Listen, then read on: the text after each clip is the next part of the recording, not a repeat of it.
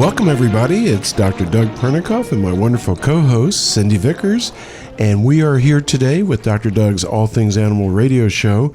We have a really interesting guest today, someone I've known for a long, long time. I'm proud to call him a friend, although after the show he may not want to admit to that. Touché. But, it's Mr. Steven Bircher, who I met, I can't even, probably in junior high school or high school, I guess, maybe when I visited at the zoo. A lot of years ago. And Steve works at the St. Louis Zoo. He's been there how many years, Steve? 39 years. 39 years, and he looks it, too. He's really weathered, and he's very worn out. I've grown up there. He grew up there, and he is actually an amazing guy. He's the Curator of Mammals, and he's had a really strong input into the development of the carnivore collection. And we know what carnivores are, don't we? Do you know? We have another special guest. A carnivore is a meat eater, something that only eats meat. Okay, and you may have noticed Cindy's voice has changed, but that's actually her grandson, Arthur. Steve, my first question is obvious. I can't remember, there were a whole bunch of people that were youngsters that started at the zoo. And the zoo world is a totally different business now. But I know that many kids today have to come into the zoo world from some kind of degreed program and this and that. But back then, all these great, talented people came to the zoo, and it was their passion and love for animals that brought them there. So kind of tell us your story real quickly. And, how did you get introduced to the opportunity? Well, first, just let me say thank you for letting me be here today. So it's great to see you, Dr. Doug, and Cindy. It's nice to meet you. And you can write a check to me anytime today. So. My story is really kind of unique, I think, because when I started at the zoo almost 40 years ago, I was one of the few degreed people that had was offered a job as a keeper. Before that time, most of our keeper staff were very smart people, right? But they were not as well educated as our staff is today. So I learned a lot from what we called the old timers, the guys that broke me in many years ago. I was the college kid. I actually worked for almost 2 years as a chemist before I came to the St. Louis Zoo. Yeah, and the day that I actually drove over to the zoo to apply for a position was a day there was about 6 inches of snow on the ground. I had a Jeep. I made it into the lab that I was working at, the chemistry lab, and I was the only chemist that made it in that day. So I called the main plant. We had a separate lab away from the main plant downtown, and they said, go ahead and close up the lab and you can go on home, because I was the only guy there. And instead of going home, I drove over to the zoo. I filled out an application. I'm filling out an application, and at that time, Charlie Hessel, you may remember him. Love Charlie. He was the past director of the zoo. He was a general curator at that time, and he saw me filling out this application, and he stopped and he said, excuse me, he said, are you filling out an application? And I go, yes, sir. I knew exactly who he was. Yeah. And he said, my goodness, he goes, anybody that would come to the zoo on a day like today must really want to work at the zoo. Mm-hmm. And not all the curators made it in that day. Those would have been the people that would have interviewed somebody. He said, well, the least I can do is give you an interview. So when you're finished, give it to my secretary, and you can come into my office and we'll have this interview. That would never happen today, I don't think. It would not have. We have a human resources department today, and a lot of other things that we didn't have back then. So it was really cool because I actually had a connection with Charlie. Charlie grew up in South St. Louis, where I did. He went to the same high school that my parents and that I went to. We had a lot of connections there, and as importantly, his daughter, Marty Hessel, was in my senior class in high school. Oh, my gosh. So we had a lot of things that were in common, and I think that probably helped. There was an opening at the zoo at that time, and I did start as a keeper. And Which department for you? I started in the children's zoo. Oh, wow. I was in the children's zoo for about 2 months, and there actually was an opening in antelope, elephant areas, and I wanted to work anywhere I could. I didn't care. Even though I've always had an affinity, I've always really kind of preferred mammals. So after about 2 months in the children's zoo, I was offered a position in the antelope elephant areas, and I ended up spending most of my first 2 years in the elephant house, working with rhinos. I had no hippos. idea. Yeah. We have a young hippo right now. I mean, a young rhino right now, Moyo, and I saw him we on had Facebook. Toto. Doug, you may remember. I do Toto. remember I can't remember raise the animal him when he was specifically. just a calf. Wow. And that was pretty exciting. So that's where I was. And then finally, after about 2 years, an opening occurred in the carnivore areas, and then I migrated to the carnivore areas, and I did that for several more years. Eventually, an opening in our commissary as commissary supervisor happened, and I remember that. I was around. I was lucky enough to be promoted to that position. Well, and lucky that was enough. Well, that was an appointment. That wasn't one that you really applied for. That was one that the general curator, Charlie at that time, or the director would select someone to go into that position because it was kind of a stepping stone position. Into management. Into management, correct. But when we say commissary, you mean like food service? Food service. For people? Animal nutrition. Now we call it the Animal Nutrition Center for animals. For animals. For okay, animals. that makes a lot more sense. It's like, wow, that is a big jump. Right. Yeah, Okay. no, but just to qualify that, I've never been a nutritionist. However, I learned enough about animal nutrition to be able to purchase food for the animals. I was responsible for buying all the food inventory, maintaining those inventories. So I spent about 60% of my time purchasing food, distributing the food. I had a small staff, several keepers that helped with that. And then the other 40%, I started following the curators around and learning how to curate. And a curator, basically, in Latin, that means to manage. So started to learn how to become a curator, and I would fill in for them on their days off and on weekends and so forth. Okay, can I interrupt just for a minute? Sure. So I'm hearing that when you had time, you would seek out curators and start to follow them and learn what they learn. So it sounds like you're that guy who's that really ambitious, not waiting for somebody to come to you, say, I want you to learn about the pigs. Well, but I'll interject. I think that the other part of that job being at the in the nutritional center was because it is across the board everywhere. It helps him kind of open his door to any of the areas of the zoo. So I think it's exactly a natural. what I was. It was a great place to learn the entire footprint of the zoo. I learned all the buildings. I learned a lot of the nutritional requirements of the animals, and it was just a good place to grow and start learning how to do that. But I think really what I'm saying here is that you might have the choice of really seeking to grow your knowledge of different animals by saying, I've got time off, and you might go do any other thing, but instead you're saying, I need to learn more so that I can get better and maybe grow. Well, it in wouldn't be this time business. off. You're partly right, but we had a very small staff back then. This was back in the late 70s, early 80s. I'm really trying to build you up here and make you sound I know like you are, this great Sandra. guy. It's a great comment, but that's not completely true. We had a very small staff. We had 1/4 of the people that we have now.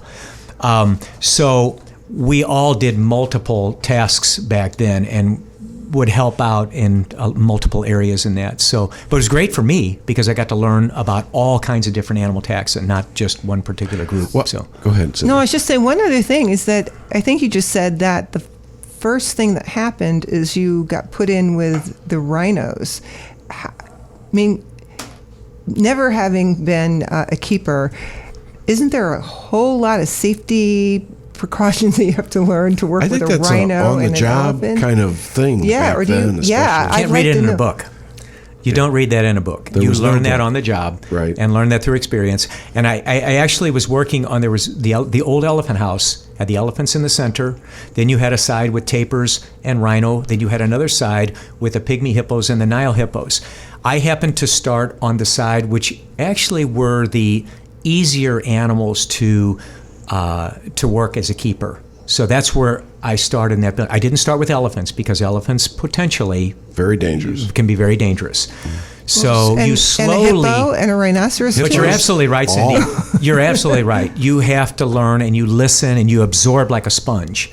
So you don't and that's just what I throw did. the food and run. I mean, that might be my... No, I mean, there are protocols in every section, and what he's Very saying safe. is their managers are going to make sure they get suited into the job properly so they don't make silly mistakes that could be life-threatening. But even, I mean, Steve, you would admit that even if you've been in the zoo for 30, 40 years, if you don't have your P's and Q's, carefully managed, you could still have. I mean, people have accidents in zoos all the time. Sure. Sometimes the big managers do. I mean, I remember the one fellow, I'm not going to use names on the thing, but one gentleman that got attacked by a zebra and almost lost his foot.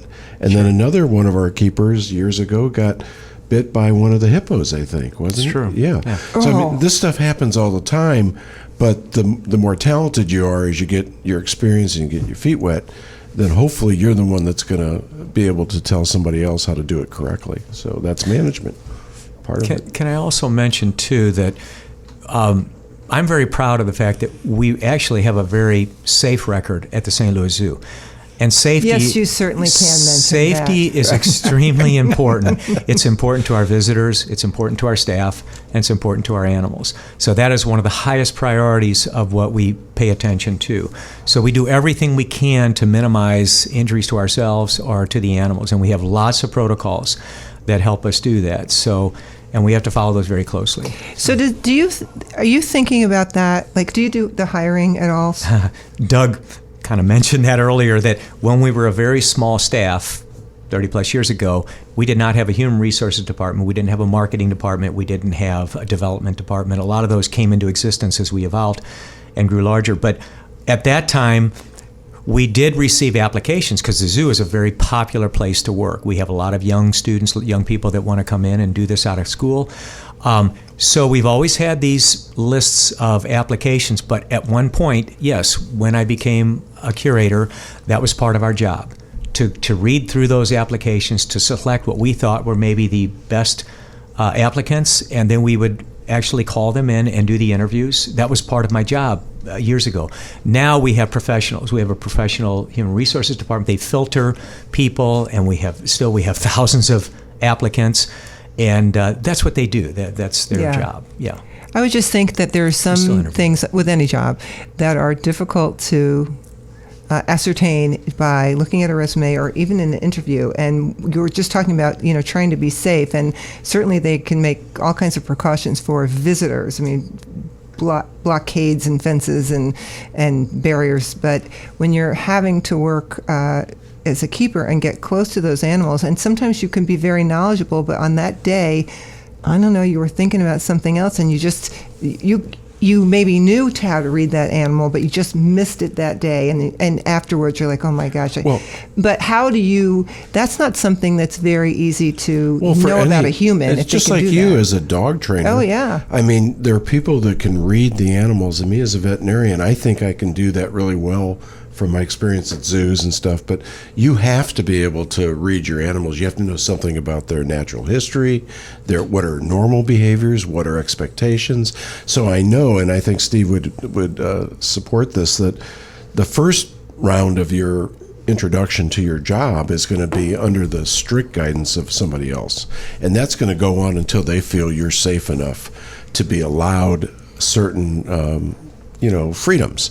And just like anything else, except in this case, it's really important because any one of those animals can hurt you. And, even inadvertently. I mean, even though it just steps on you. Right. So there's so much to learn. And I'm going to throw this at Steve, but for me, as a veterinarian and having been in zoos, but also in small animal stuff, the fun part of it was not only the diversity you get to explore, but what you get to learn about these animals, their natural history, their biology. And then you look at them, and I always call the form and function thing as a real interest for me. So why does that animal look that way? And how does that help him survive in his own environment? And I think, don't you guys get stimulated to read on that? You start learning about the animals you're responsible to. Sure. And that's part of your personal education. Well, that is one of the questions that I do ask when I'm interviewing a potential keeper applicant. I ask them, what do you think are the best qualities of a keeper? And obviously everybody will always say, well, I love animals, or I'm passionate, or I'm committed. Well, yeah, that's a given. We all do that.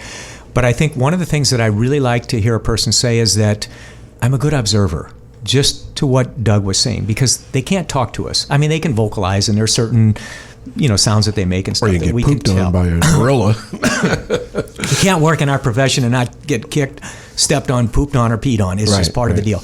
And that's from the other staff. Yeah. No, I'm just kidding. Go ahead. So that, I think, is a very important quality, and paying attention to detail, and certainly safety and things like that. And I think Doug also alluded to that too, that there's a long training process depending on the kinds of animals and the high the more dangerous type animals would be the larger carnivores, elephants, the venomous snakes. I know that Arthur was interested in.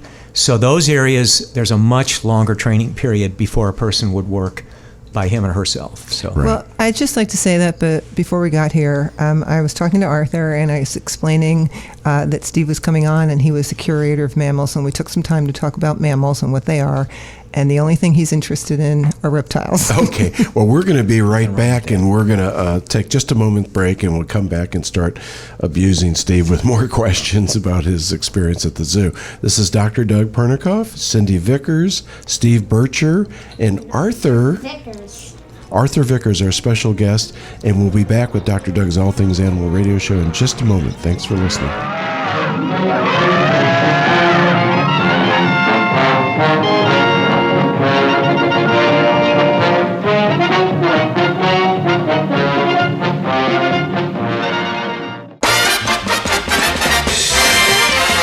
Yogi Bear is smarter than the average bear. Yogi Bear is always in the... It's Dr. Doug Pernikoff, Cindy Vickers, and our special guest from the St. Louis Zoo, Steven Bircher, Curator of Mammals and the head of the Carnivore Division.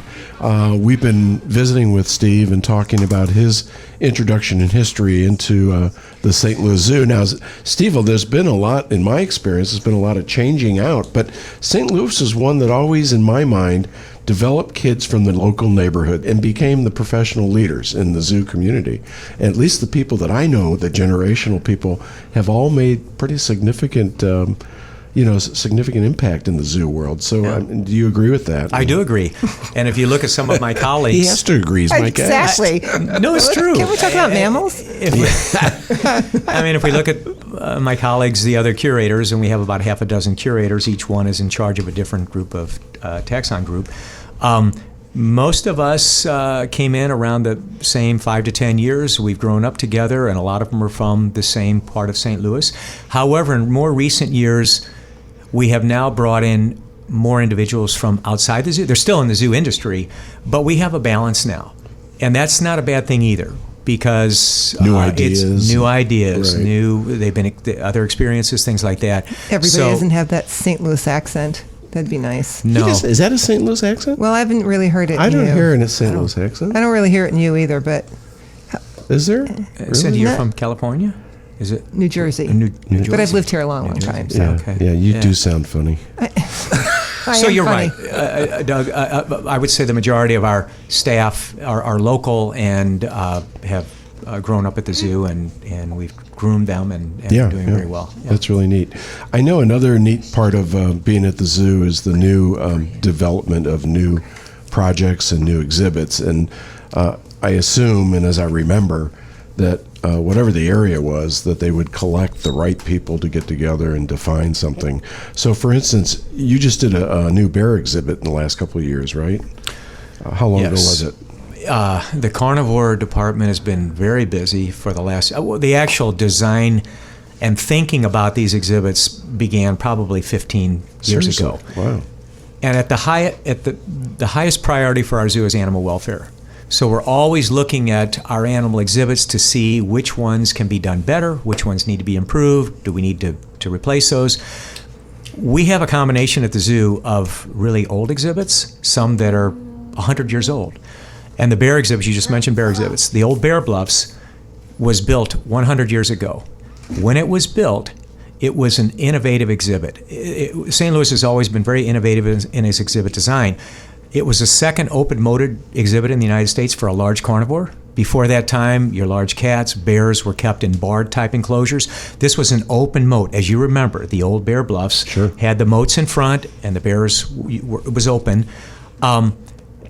That historic wall, the back wall, was actually constructed by making plaster castings of the cliff facings along the Mississippi River near Herculaneum, Missouri. Those castings were brought back to the zoo. They were put together like a jigsaw puzzle, and then gunite was poured over those, liquid concrete was poured over those to create those formations. And was that the first time in the zoo history, or was that? That was the second. William Bircher was the architect. He actually built a similar exhibit at Denver Zoo called Bear Mountain, which was like 2 enclosures. Ours was a series of 5 enclosures, which was at the zoo for many, many years. But we realized that the standards have changed. It was no longer state of the art anymore. But what we did was we were able, with Polar Bear Point, which opened 2 years ago. We're now building and ready to open Grizzly Ridge. We were able to retain about 3/5 of the historic back wall. We took out everything in front, the old concrete floor, the moats, which are not great for animals, especially older individuals trying to navigate stairs and so forth. And then the back, everything behind the back bear bluffs disappeared, and we have a whole new state-of-the-art bear care holding center in the back. So we've been busy. In 2012, we opened the Sea Lion Sound exhibit. We have 12 pinnipeds, we have 9 California sea lions, we have 3 harbor seals, which is one of the most beautiful. I think it's probably the greatest sea lion exhibit in this country. That opened in 2012, and I guess I'm somewhat biased, but we get a lot of nice compliments. And then a year later, we opened up the small bear exhibits, the Malayan sun bear, the Andean bear, and African painted dogs up in River's Edge. That was followed by Polar Bear Point that opened up in 2015, and now we'll be opening Grizzly Ridge. So I've been very busy, involved in team to design and help build, and I represent the animal division in these projects. And I will tell you that we don't just, I mentioned that animal welfare is an extremely important part of when we look at exhibits and decide to change something. But we also do what's called a strategic planning, a master plan, and we started that about 10 years ago.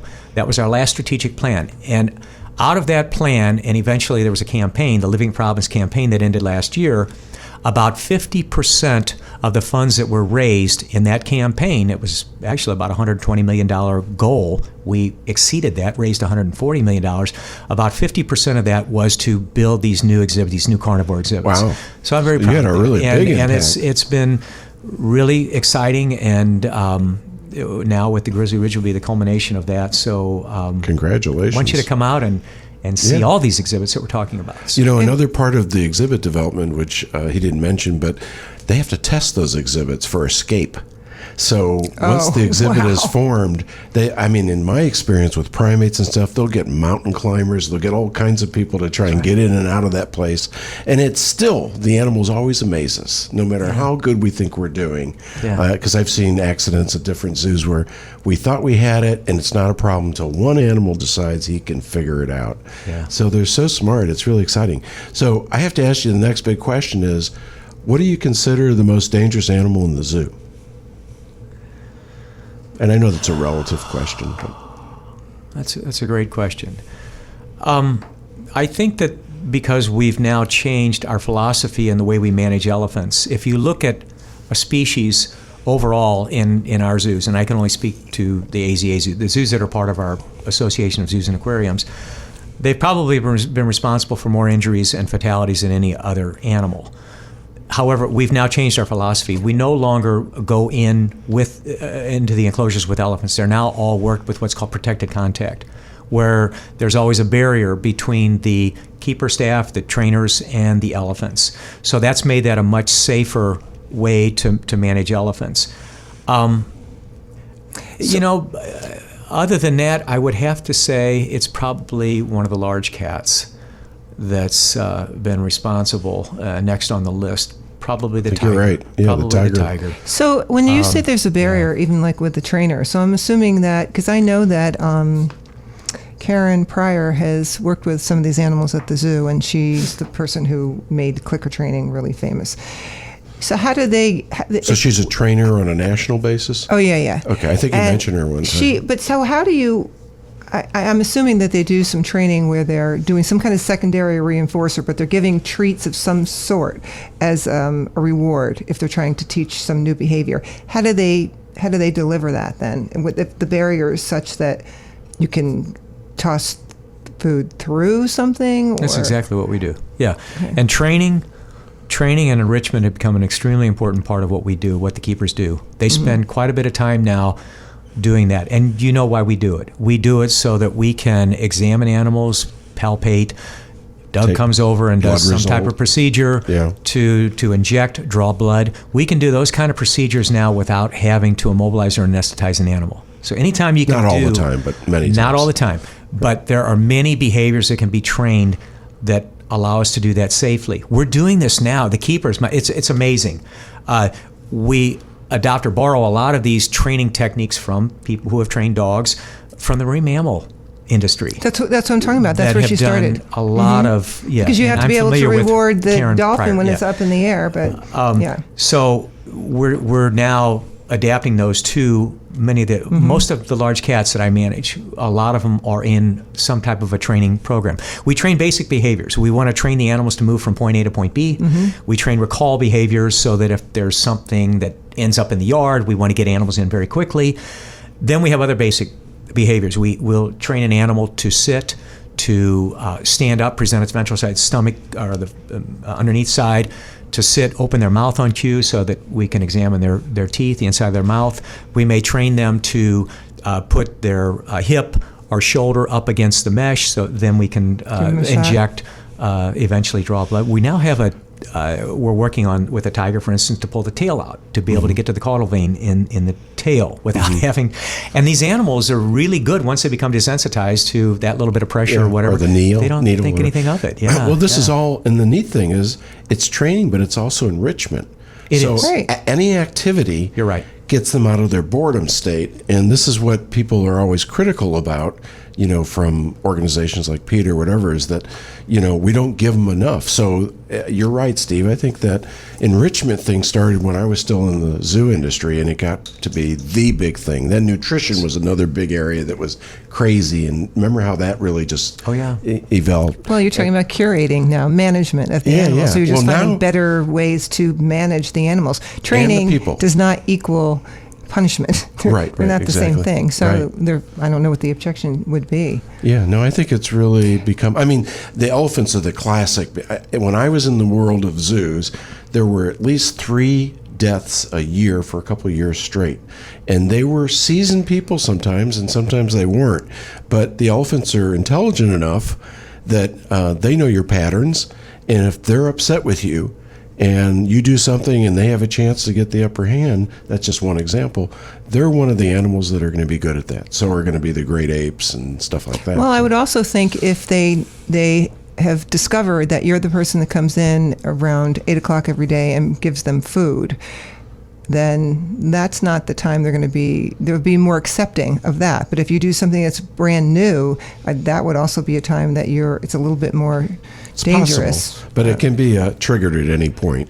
So Dr. Doug Pernikoff, Steve Bircher from the zoo, and Cindy Vickers, our wonderful co-host and amazing trainer herself.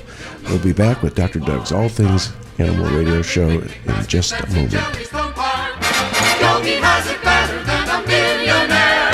That's because he's smarter than the average bear.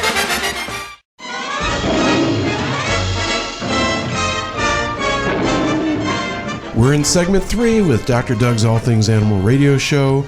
And again, we've been fortunate to have a very special guest. Cindy and I are talking to Steven Bircher, mammal curator at the St. Louis Zoo, longtime friend, and a guy that has a ton of history and experience working with some of the most beautiful animals in the world. Did you guys ever have clouded leopards at the St. Louis Zoo? I don't remember.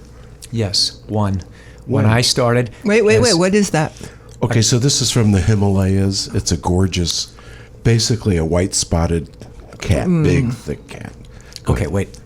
I do have to correct you there. Go ahead. Oh, yes. Wait a minute, oh, wait. my God. It's a clouded Write this leopard. down. She said clouded. That is an Asian leopard. Southeast Asian. You're thinking snow leopard. Snow leopards, that's what I'm Snow thinking. leopards are the ones in the Himalayas, the high mountain Yeah, I've been elevations. out of the Beautiful world for a long time. One of my favorite species, 2 of my favorite species are the snow leopard and the puma, because they're very shy, reclusive cats. The big guys, don't get me wrong, I love tigers and lions and leopards and jaguars, but I like the more elusive cats. That's just my preference, the snows and the pumas. You asked about clouded leopards.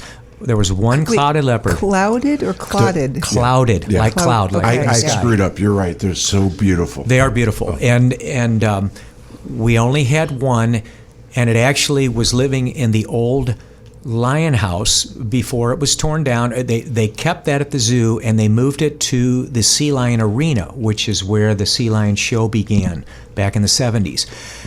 Since we only had one individual, we did not have an adequate facility or habitat for that animal. That animal ended up leaving. So I only really worked around that animal for about my first year as a carnivore keeper.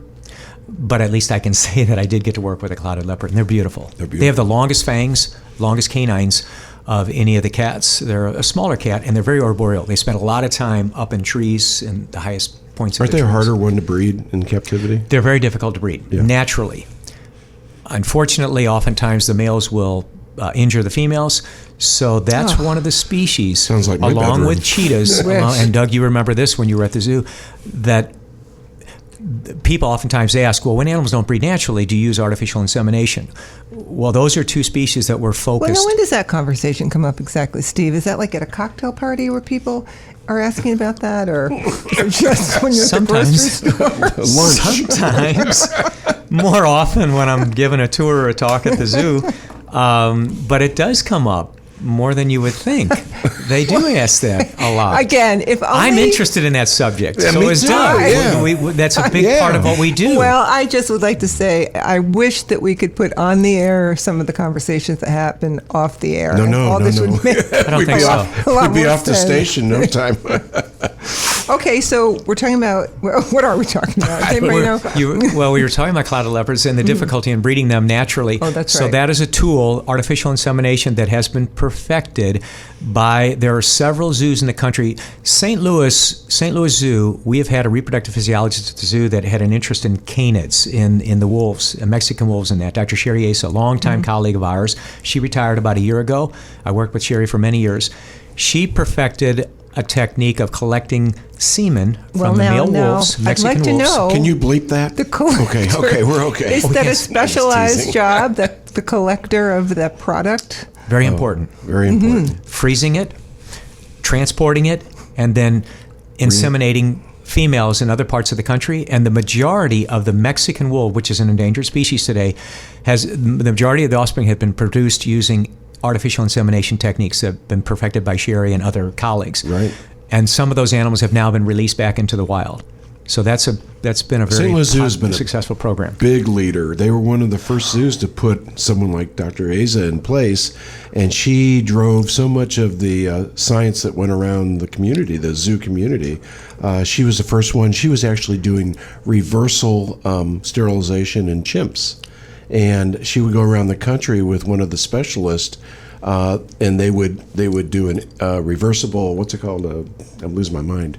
But they would plug the seminal vessels, and then if they needed to breed a specific animal later, they would go ahead and Remove the unplug plug. it. There was a little And- flag, and they would go in and Right. remove that from the vas deferens. Right, yeah. And she was one of the, she was an amazing person. I really like her a lot, too. Yeah. So is there, I know that you worked exclusively with carnivores? No, I've worked over my years. wasn't I had listening. the opportunity as a keeper. I actually oftentimes was used as a relief keeper, so I would fill in a lot of different areas around the zoo. The only areas that I never really worked as a keeper was in the herpetarium.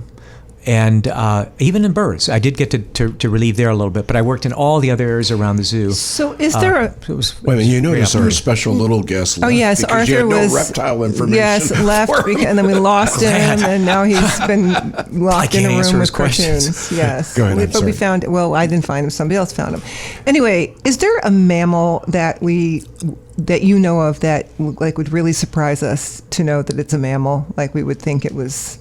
We would think it wasn't a mammal. This is Well, there's a brilliant platypus. question. I might. Yes. Platypus and echidna, ectotherms. A platypus. Maybe that's it. I think I lay knew eggs. that. They lay eggs. they're a mammal Yeah. that produces an egg. Platypus. Yeah, that there's only lays two. eggs. They also have a poisonous spur. So, Platypus does? Yeah, what's the plural? I'm not even going to say that one.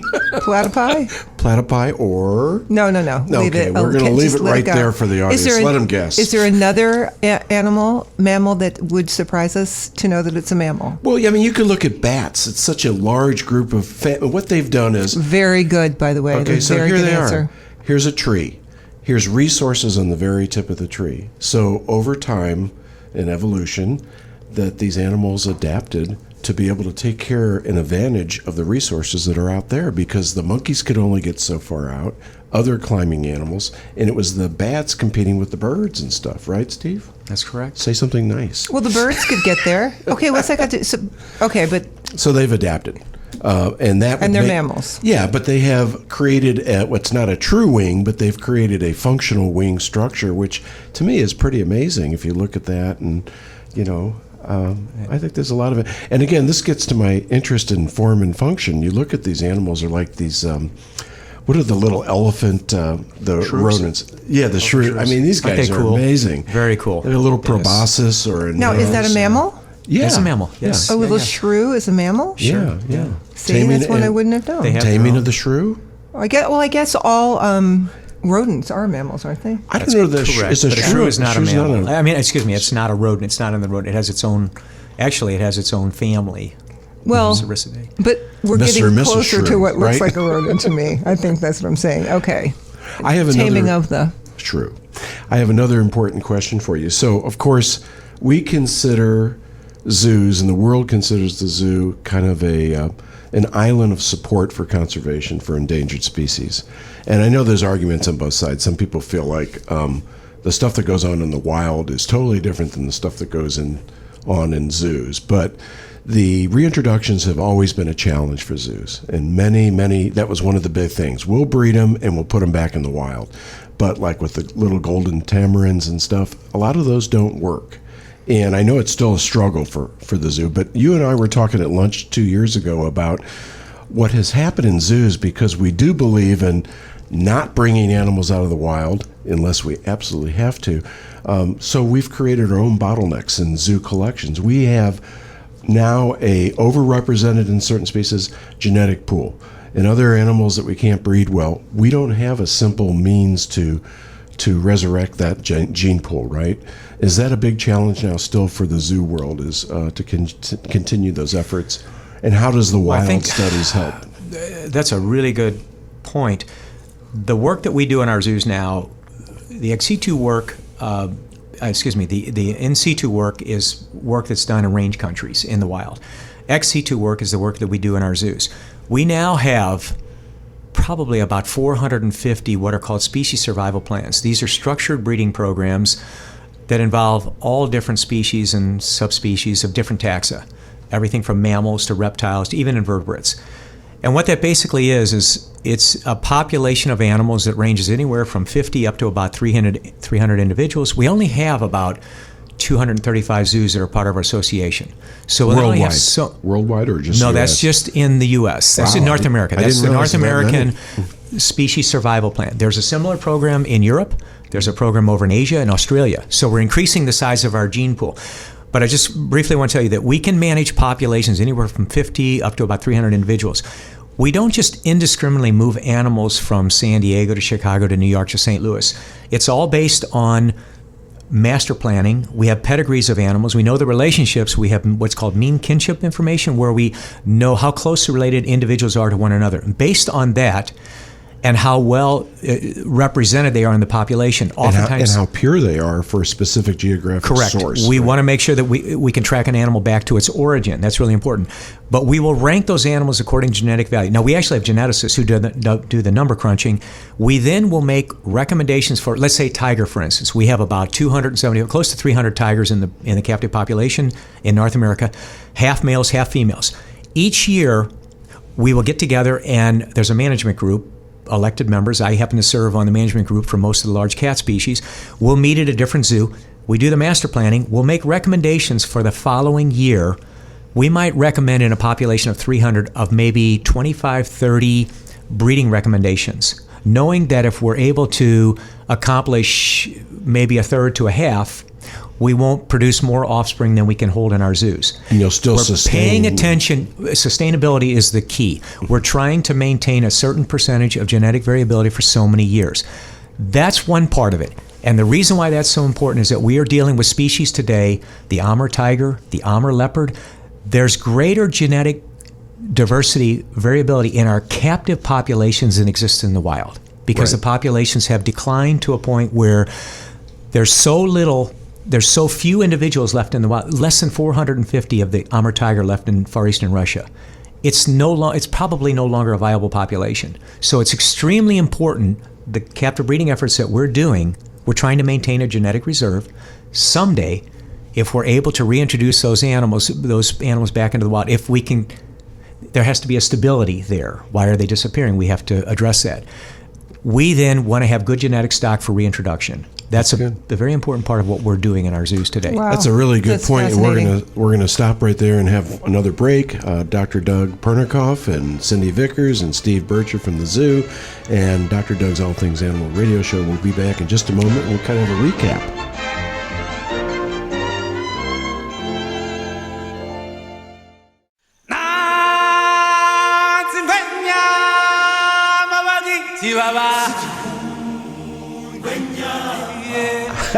We're back with our recap sessions. Dr. Pernikoff from the Clarkson Wilson Veterinary Clinic.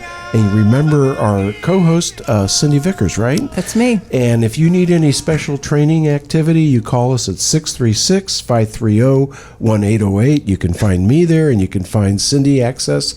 And she's amazing, and she'll come out to your home and help you work through your animal problems. And if you have some husband-wife problems, Yes, she I might do. work on those too. I have always said that I'm a qualified dog trainer and an unqualified marriage counselor, but it comes up all the time. And I just want to thank Steven Bircher, mammal curator and carnivore specialist at the St. Louis Zoo. And he gave us a little bit, the last thing, I'm just going to make one point, that the zoo is not an island to itself. This community of zoos that Steve was talking about is so critical to the survivability of the zoo world. And they work collectively. They're not only are there the genetic database, but there's also the health database that's shared everywhere. And much of the science of veterinary medicine, in fact, for zoo animals has been developed within the zoo. The other point I want to make real quickly is that it's interesting to me that a lot of husbandry principles for certain groups of animals, like reptiles and avian species in particular, came out of the private pet industry.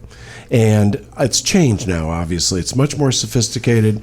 They're still learning things from these people, but a lot of that's been brought and generated and driven now by the zoo world, which is very organized in its scientific efforts. So I just wanted to bring that up. What a great opportunity. What a great life. 40 years in the zoo. And we didn't even get to talk about any of your great travels to Africa or any place, so we'll do that. We'll have to have you back, if I'd that's love okay. to. That would be great. And do you have anything you want to share about activities at the zoo? Well, you know, Got a this couple is our minutes? busy summer season. We've had a little bit of heat, but that doesn't stop people. And Friday evenings, every Friday in the summer, we now do what's called a Jungle Boogie. So we'll have a local band or a group that comes, and we invite all family members to come out and set up their chairs, and we have refreshments, and it's just a great event. Last night, we had one of our Jammin' at the Zoo events. We usually do 2 of those in a summer, and it's typically a younger group that ranges. You have to be 21 up to about 40 or so. We're trying to encourage younger folks to come to the zoo and become zoo members and supporters, and that's a very popular event. But there are many events going on, and if you want to find out more about these things, you can certainly go to the zoo's website, which is www.stlzoo.org, or you can call the zoo. Yeah, that's really a good point. And you think those things are happening right now. Are there any new exhibits that will be opening soon? The Grizzly Ridge. That's going to Okay. open in September to the general public. That'll be September 15th, so mark your calendar because we're really excited about that. And I'll just mention that I was lucky enough to go with Mr. Houston, and we went and brought the polar bears from Cleveland many years ago. Yeah. Those are gone now, I think. Those guys Those ones are disappeared, but yeah. that was such a great trip. It was fun, and to bring them here and be part of that too. Cindy, do you have anything you wanted to share? No, I with just us? think that the zoo is just one of the most wonderful And it's places to visit. And still free, right? In St. Louis that we should be enormously proud of. It definitely has to be one of the finest zoos in the country, if not in the world. And think we're very It's lucky still to have free it. admission. Wasn't it just ranked like number 1? Or There have been a couple of surveys done in the last couple of years, and yes, we are. And I do have to say, I believe that our zoo is such a great zoo because people in St. Louis love and support the zoo. Yeah. We don't see that in every other city that have zoos like ours, so we're very fortunate. People love the zoo. And the other point I'll make is that it's an amazing zoo because, and I used to study zoos like you do, but it was really always interesting to me that our zoo had beautiful architecture, which was from the time of the 1904, right? A lot of The it. flight the cage birdhouse was the first structure, 1904. Right. Yes. And so we have that along with the most beautiful grounds now. Whatever they've done, it's just like Thank you. elegant. It's a very elegant Horticulture facility. group, yeah. It really is. So anyway, that sounds like that's going to be the rest of our show for today. And I just want to thank Cindy again. Steve, it was great. I can't wait to have you back, and we'll talk more about travel. We should have a safari show. Oh, that would be fun. We can get a couple sounds different great. people and do that. Let's do it. We have Charlie too. He probably. Oh, he would love And it. I'll Yeah. go on a You talk about safari, history. and then I'll come Yeah. back and talk about it. And Oh, no, you no. can- I'll go on the safari and come back and talk about it. Okay, we'll all go on a safari. Well, there we are. Dr. Doug Pernikoff, Cindy Vickers, Steve Bircher, St. Louis Zoo, and Dr. Doug's All Things Animal radio show. Another good show. And we'll see you next week with another surprise guest. Thank you.